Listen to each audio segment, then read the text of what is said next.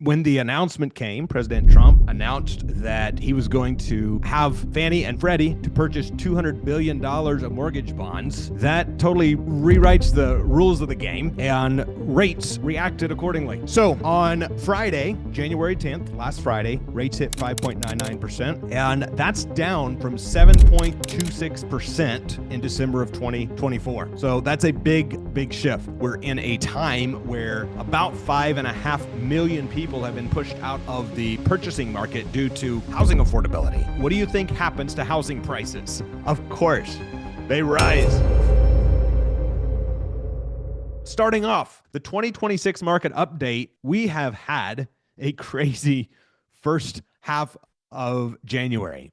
A lot of things are happening in the news, never a slow news day. And I'm going to be sharing with you some notes I took down before this and some perspectives that you're going to want to be watching for. All right. And I see you, Deborah. Deborah's brand new. I'll shout out some of you who are brand new here. Welcome. Deborah is brand new. Jimmy's brand new. Rhodey is brand new. Heck yeah. All right. So get the energy up, get your coffee, get your hot tea, and let's get ready to make some magic happen. And I have a very exciting free gift for you guys that I'm going to be giving you guys before today is out as well. So 2026, what is happening in the second week of January? It's January 14th, and it has been a crazy week in the housing market. Mortgage rates briefly touched in the fives, 5.99%, which is the lowest that we've seen in several years. And when the announcement came, President Trump announced that he was going to have Fannie and Freddie to purchase $200 billion of mortgage bonds. That totally rewrites the rules of the game. They already hold $225 billion. That takes them up nearly to their max. And rates reacted accordingly. So first, mortgage rates are shifting. As some of you have heard me say, we're in a time where about 5.5 million people have been pushed out of the purchasing market due to housing affordability, meaning they could go buy a home if rates were below 5%. If rates touched 5%, they could then afford a payment on a home. But with 6 and 7% rates, they haven't been able to qualify. So that causes pent-up demand of about 5.5 million buyers. Now, watch this. You've heard me say this. 842,000 houses that are on the market for sale this week, which is a fairly low inventory if you think about it. And 5.5 million people coming back into the marketplace if rates hit 5%. What do you think happens to housing prices? Of course, they rise. So I want to set that as the foundation. So keeping that in mind, and keeping in mind that the president is a real estate guy, a real estate developer, and someone who has had his eyes set, especially the last few weeks and couple months, on housing. He's threw out an idea of 50-year mortgage, 10% cap on credit card interest rates, and talked about suing Powell. Now Powell is under investigation, which Jerome Powell is out anyway when it comes to May. And now with the $200 billion bond purchase and what's going on there, we're in very unique but exciting times. All right. So I want to share with you. Can we pull up that video real quick, Stephanie? I want to share that quick 30-second news blip with everyone. You got it. Here we go. The average rate on the popular 30-year fixed mortgage dropped 22 basis points to 5.99%. It hasn't been that low since the start of February 2023, and that's according to Mortgage News Daily. This came after President Trump posted on social media Thursday that he is instructing mortgage giants Fannie Mae and Freddie Mac to buy $200 billion in mortgage-backed bonds, or so-called MBS. He said this will drive mortgage rates down, monthly payments down, and make the cost of owning a home more affordable. Boom. Now, I wanted to show you that because that's news from the week. And secondly, because Stephanie is amazing and she can now play videos for us. And I just wanted to do that. Okay. Everybody having fun with that? You liking this new produced show? Just give me a yes in the chat if the production's making this feel like it's leveled up a bit. We're gonna be talking about ways that we make this even more awesome as we're calling your leads going forward. All right. So on Friday, January 10th, last Friday, rates hit 5.99%.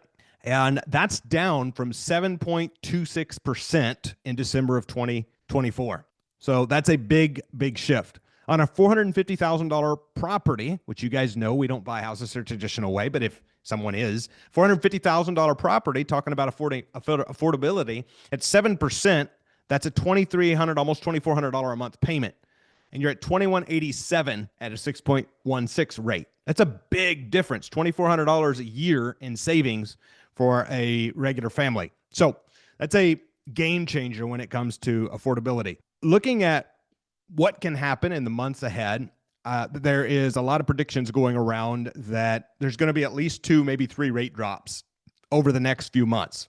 And I believe that we're going to see that. Again, Jerome Powell's facing a lot of pressure, and even no matter what decisions he makes, by May he's out anyway, and who knows, stay tuned, he may be out sooner.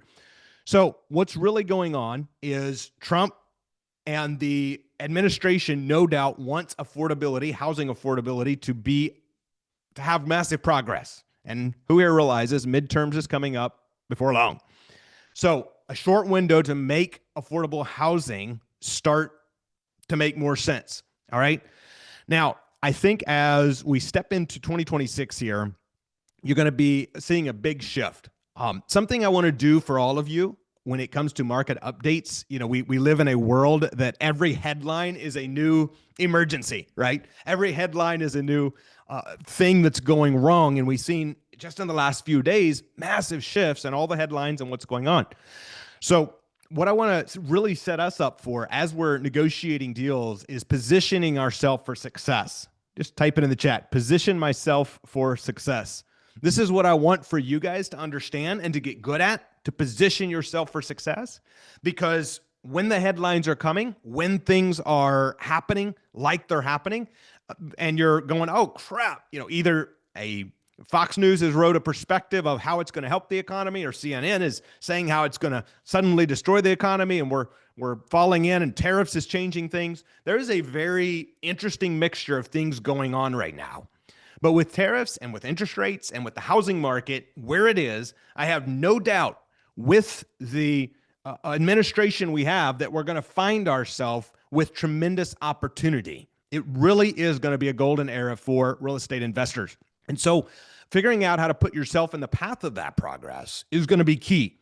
So don't freak out like the news media wants us to do. Look for the opportunity. Do what the 1% do. Run in when the 99% run out. So Sunday night, January 11th, Jerome Powell announced that he is under criminal investigation. And that's a big deal. And what's he being investigated for is his June 2025 testimony about the $2.5 billion renovation that happened at the Federal Reserve headquarters. And you're watching through this and the way that politics has played out without going too deep into it. We've seen a huge shift in politics the last few years and the way that things go. And so with the Fed rates that have been being cut and now positioning ourselves in 2026, no doubt we're going to see quite a few more cuts. So very important to watch for that. A couple final notes I want to shout out to us. I mentioned the $842,000 that 842,000 houses that are available for purchase. 5.5 million buyers that will be coming back into the marketplace as rates continue to go lower. A lot of regulations are shifting. The idea was floated about pushing out institutional investors. And so again, even if it's just for media, even if it's just for play of saying, hey, institutional investors get pushed out. Hey, we're dropping interest rates. Hey, we're buying the $200 billion of bonds and it's already started. If all of that is to accomplish housing affordability, that means shifts are going to happen. And that means you and I, as real estate investors, should position ourselves for success in the path of progress. So the market update this week that I would say above all, knowing that nationwide housing still is on the rise, knowing that in the Florida markets and the Texas markets, they're seeing a slight decline, knowing in the Midwest markets, you're still seeing a 3 or 4% annual increase, appreciation. Overall, I don't see disaster happening. I see increase happening. And so while, yes, if you are in Florida, as I know a lot of our people are in Florida, by the way, type in the chat, what state are you investing in? I want to find out what state you're investing in.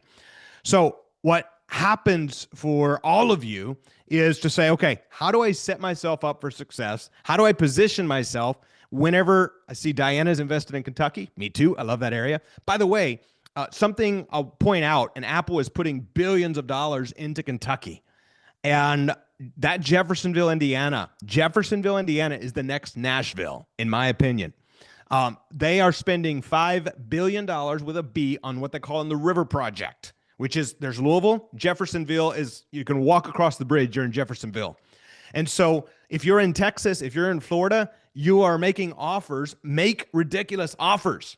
Write it down, tattoo it on your forehead. You're in a perfect place. Make ridiculous offers. It's okay. And so make sure you're positioning yourself by making incredible, ridiculous offers. And then on the side of my Indiana folks, my Kentucky folks, all these markets that are still continuing to see a rise, we are, in my opinion, in a window of opportunity to gather dozens of deeds. That's what we're doing, is we're gathering dozens of deeds. And as the rates drop, now we're going to be positioned to sell these houses and to lease option these houses.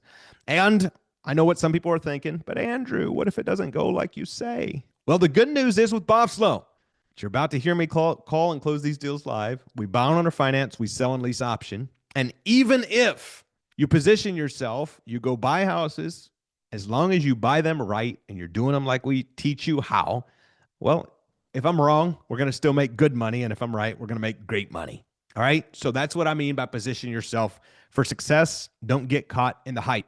So what is the moves for your next week ahead? Number one, just take consistent action. If you are buying anything traditionally, go get the loan closed. Lock in the rate where it is. You can always refi out if it goes down further. Second, if you have not already picked your market, if you're brand new, you know by now, if you've been watching me very long, I love the Midwest markets. So set yourself up for success. Go choose a Midwest market. Start reaching out to people in Elizabethtown, Kentucky, Jeffersonville, Indiana, Louisville, Kentucky, Cincinnati, Ohio, all of the places.